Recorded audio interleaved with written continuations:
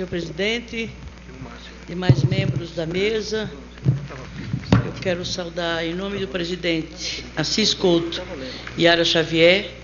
que representam aqui os dois segmentos que expressam o significado e o objetivo desse encontro aqui. O nosso presidente Assis Couto, que retoma um processo que vinha se dando com muito êxito, com muito sucesso, não só em relação à subcomissão, mas todo o trabalho da Comissão de Direitos Humanos. Ficou comprovado com a crise de 2013, que se abateu sobre a Comissão de Direitos Humanos, ficou ainda mais reforçado, mais destacado a importância e o caráter indispensável desse espaço institucional que é a Comissão de Direitos Humanos. E ela tem realmente, nesse pouco tempo de retomada dos trabalhos,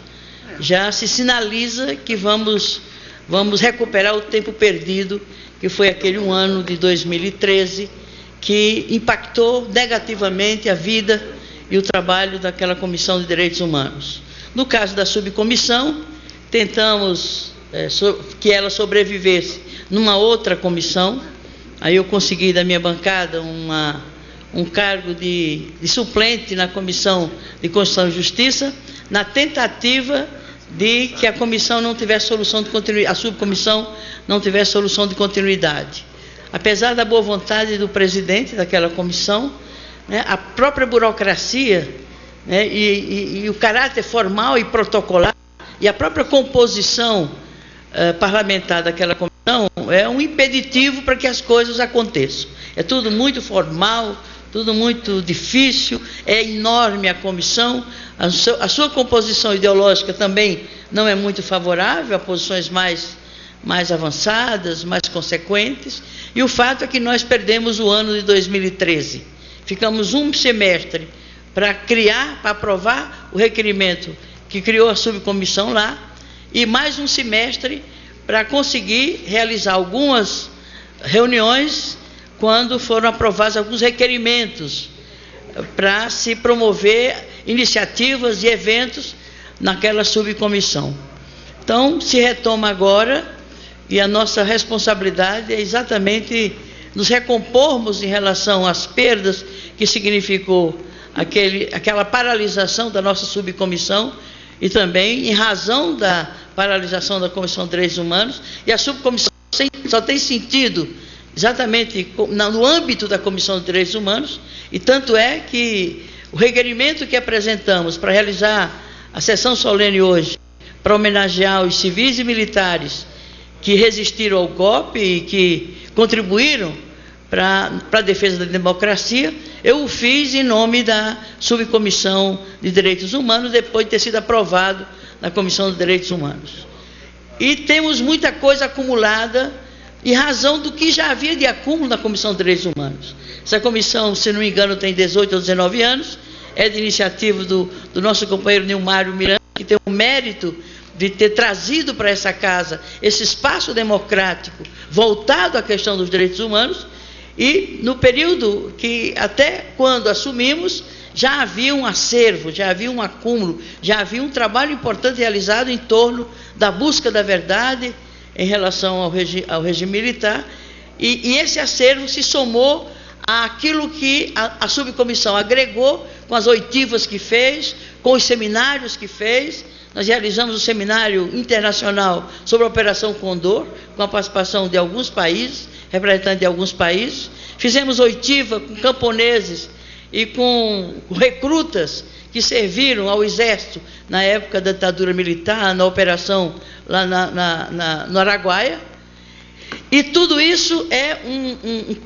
um patrimônio que se encontra organizado, arquivado na Comissão de Direitos Humanos. Promovemos, inclusive, um convênio, firmamos um convênio com a Comissão Nacional da Verdade, para quem nós integramos, em nome da Comissão de Direitos Humanos, junto com o nosso presidente, que era o Domingos Dutra. A Comissão Nacional recebeu aquele acervo, porque um dos objetivos da subcomissão é exatamente fazer o acompanhamento e contribuir, na medida de suas possibilidades, para o trabalho da Comissão Nacional da Verdade. E agora se retoma evidentemente, no patamar que deve compensar a perda de um ano que não funcionou. E aí nós vamos resgatar, inclusive, os requerimentos que foram aprovados na Comissão de Constituição e Justiça, reapresentá-lo à Comissão de Direitos Humanos, porque já traz propostas de audiências públicas e de oitivas com diferentes atores que participaram da luta de resistência à ditadura militar, e é muito importante que a subcomissão, no âmbito da comissão, resgate isso e possa avançar, sobretudo neste ano simbólico, emblemático e crítico, que é os 50 anos do golpe militar, e dentro dele os 21 longos e tenebrosos anos que foi o período da ditadura. Então, nós estamos celebrando esse momento, saudando a iniciativa, presidente, dizendo da nossa expectativa, né, de que o trabalho da subcomissão provavelmente estará colocado numa condição até mais favorável pelos membros que a compõem. Dá para ver que são vários companheiros e companheiras que já têm um histórico de luta pelos direitos humanos, de militância política, né, no curso todo desse tempo de resistência, e isso nos garante que a celeridade do nosso trabalho compensará em alguma medida as perdas que ocorreram no ano de 2013. Nós ficamos assim muito tristes com o que ocorreu hoje no plenário da Câmara. A própria atitude do presidente da Casa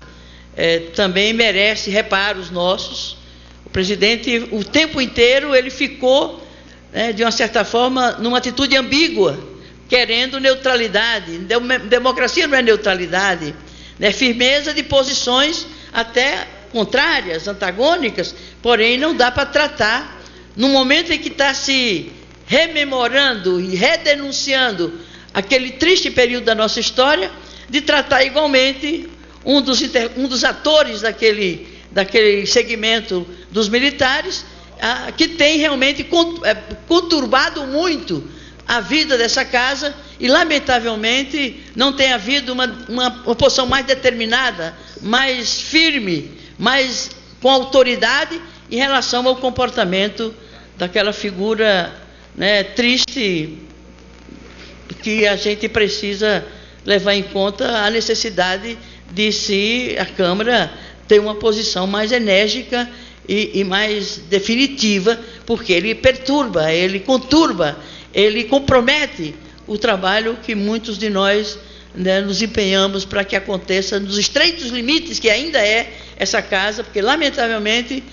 o Congresso Nacional e a Câmara dos Deputados ainda se ressentem muito das determinações que resultaram do regime militar, e não se libertou de todo, ao ponto de se negar a afirmar sua soberania e de se somar àqueles que querem completar de forma definitiva e absoluta o processo de redemocratização do país, o que não se fará se não conseguirmos rever a lei da anistia, ou pelo menos, né, reinterpretar a lei da anistia. Isso não é uma demanda de um ou dois, de um partido ou outro, é uma demanda da Corte Interamericana de Direitos Humanos, que aprovou uma sentença, né, determinando e condenando o Estado brasileiro e o governo brasileiro a terem que revelar a verdade toda, sobretudo em relação à guerrilha do Araguaia, e mais que isso, tem que fazer uma revisão. Eles chegam a reconhecer a nulidade da lei da anistia, que, de forma um verdadeiro absurdo jurídico, né, anistiou e anistia tanto o algoz como a vítima do algoz, seja a vítima de tortura, de assassinato, de desaparecimentos forçados, de estupro, que é, lamentavelmente, a impunidade que graça ainda em nosso país, e isso compromete a conclusão definitiva da retomada da democracia no Brasil e a sua consolidação, se antes a gente não fizer todas essas tarefas que Deus e a história colocaram sobre nossos ombros. Parabéns, presidente, parabéns, companheiros da mesa, parabéns, companheiros do plenário, né, nos ajudem a avançar nessa missão histórica e política, que nos é colocado sobre os ombros, e eu estou muito otimista com a nova direção da nossa comissão e a recomposição da nossa comissão e da subcomissão, e a gente garante que não vamos intensificar a nossa dedicação e o nosso empenho para dar conta dessa responsabilidade. Muito obrigado.